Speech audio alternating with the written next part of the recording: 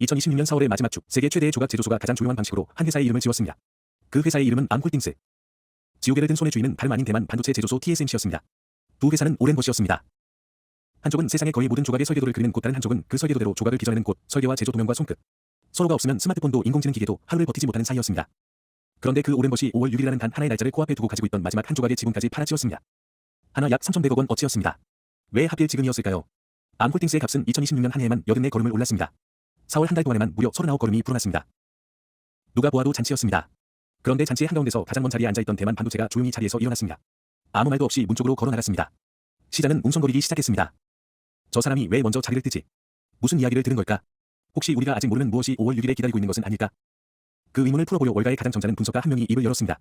오건 스텔리입니다. 그런데 그의 말이 묘했습니다.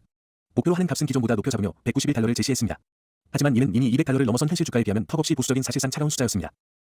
겉으로는 분명 후한 말이었습니다. 그런데 같은 입으로 평가 등급은 비중 확대해서 중립으로 한 칸 낮추었습니다.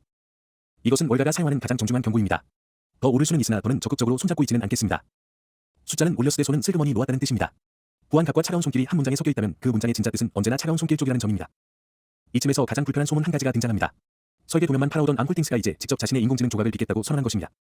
오랫동안 중립적인 도면 제공자였던 이들이 이제는 자신들의 도면을 빌려 쓰던 옛 손님들과 같은 시장에서 다투겠다고 나섰습니다. 그런데 바로 그 순간 시장 뒤편에서는 또 다른 속삭임이 번지고 있습니다. 세상에서 가장 큰 인공지능 회사 오픈AI가 암홀딩스의 오랜 맞수인 퀄컴과 손잡고 암홀딩스의 설계에 기대지 않는 조각을 함께 빚을 수 있다는 이야기입니다. 풀어드리자면 이렇습니다. 한쪽에서는 암홀딩스가 나도 이제 직접 만들겠다 선언하고 다른 한쪽에서는 가장 큰 손님이 나는 이제 너의 설계를 쓰지 않을 수도 있다 속삭이고 있는 것입니다. 그 사이에 끼어있는 것이 오늘의 암홀딩스입니다. 이제 그림이 조금씩 맞춰지기 시작합니다.